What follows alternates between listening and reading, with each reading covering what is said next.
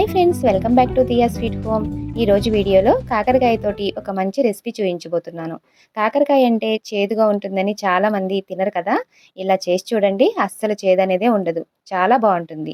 ఇంతకీ రెసిపీ ఏంటి అనుకుంటున్నారా? స్టఫ్డ్ కాకరకాయ ఫ్రై అండి. ఇది చాలా బాగుంటుంది. పిల్లలు కూడా చాలా ఇష్టంగా తింటారు. ఈ పప్పులోకి, సాంబార్లోకి సైడ్ డిష్గా చాలా బాగుంటుంది. అలాగే ఫ్రై చేసిన తర్వాత కాకరకాయలని అలానే ఉట్టివి కూడా తినేయొచ్చు, అంత బాగుంటుంది. ముందుగా ఈ కర్రీ ఎలా తయారు చేసుకోవాలో చూద్దాము. ఒక పావు కేజీ కాకరకాయలు తీసుకొని కాకరకాయల పైన గరుకుగా ఉన్న పార్ట్ అంతా ఈ విధంగా చాకుతో తీసేయాలి. ఆ తర్వాత శుభ్రంగా కడిగి ఇలా కాకరకాయని 2 ముక్కలుగా కట్ చేసుకోవాలి. చిన్న కాకరకాయలు అయితే ఇలా కట్ చేయాల్సిన అవసరం ఉండదు. ఇవి కాస్త పెద్దగా ఉన్నాయి కాబట్టి నేను ఇలా 2 ముక్కలుగా కట్ చేసుకున్నా. ఆ తర్వాత చాకుతో కానీ స్పూన్తో కానీ ఇలా లోపల ఉన్న గింజలన్నిటిని శుభ్రంగా తీసేయాలి. ఇలా తీసేసిన తర్వాత ఇప్పుడు ఈ కాకరకాయలని ఒక గిన్నెలో వేసుకొని అందులోకి 2 టేబుల్ స్పూన్లు పుల్లటి పెరుగు వేసుకోవాలి. ఇందులోకి కొంచెం పసుపు, అలాగే ఒక స్పూన్ ఉప్పు వేసుకొని ఒక గ్లాసు నీళ్లు పోసి ఇప్పుడు స్టవ్ మీద పెట్టుకొని ఈ కాకరకాయ ముక్కల్ని ఒక 5 నిమిషాలు ఉడికించుకోవాలి. మనకి కాకరకాయ ముక్కలు ఉడికే లోపల మనం ఈ కాకరకాయ ముక్కల్లోకి కావలసిన స్టఫింగ్ని తయారు చేసుకుందాం. ఒక మిక్సీ జార్ తీసుకొని అందులోకి పావు కప్పు పుట్నాల పప్పు వేసుకోవాలి. ఇందులోనే చిటికెడు పసుపు, అలాగే ఒక స్పూన్ ఉప్పు, ఒక స్పూన్ కారం వేసుకొని అందులోనే ఒక స్పూన్ జీలకర్ర కూడా వేసుకొని మెత్తగా గ్రైండ్ చేసుకోవాలి. ఇలా గ్రైండ్ చేసుకున్న తర్వాత ఇప్పుడు ఇందులోకి ఒక 10 లేదా 15 వెల్లుల్లి రెబ్బలను వేసుకోవాలి. ఇవి వేసిన తర్వాత వీటిని కూడా ఒకసారి గ్రైండ్ చేసుకోవాలి. ఇప్పుడు ఒకసారి కలుపుకొని ఇందులోకి ఉప్పు కారం సరిపోయినాయో లేదో ఒకసారి చెక్ చేసుకొని చాలకపోతే కనుక మరి కాస్త వేసుకొని గ్రైండ్ చేసుకోవాలి. ఈ లోపు మనకి కాకరకాయ ముక్కలు కూడా చక్కగా ఉడికిపోయి ఉంటాయి. ఇలా ఉడికితే సరిపోతుంది.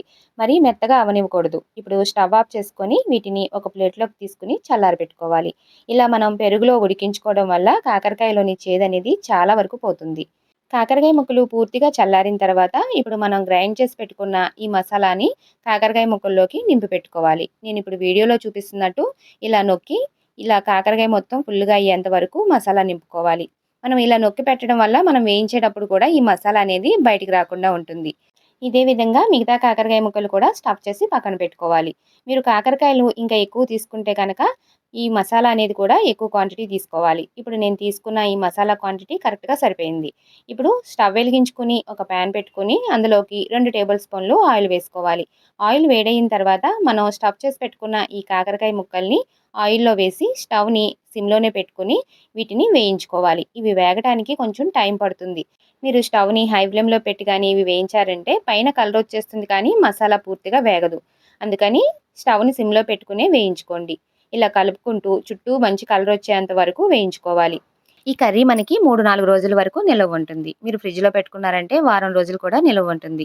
ఇది చాలా టేస్టీగా ఉంటుంది. మీరు తప్పకుండా ఒకసారి ట్రై చేసి మీకు నచ్చింది లేనిది నాకు కామెంట్ సెక్షన్‌లో తెలియజేయండి. చూసారు కదా, ఇలా మంచి గోల్డెన్ కలర్ వచ్చిన తర్వాత స్టవ్ ఆఫ్ చేసుకొని ఒక ప్లేట్‌లోకి తీసుకొని సర్వ్ చేసుకోవడమే. ఎంతో రుచిగా ఉండే స్టఫ్డ్ కాకరకాయ ఫ్రై ఎలా తయారు చేయాలో చూసారు కదా. ఈ వీడియో కనుక నచ్చితే లైక్ చేసి షేర్ చేయండి. నా ఛానల్ కొత్తగా చూస్తుంటే సబ్స్క్రైబ్ చేసుకోండి. Thank you for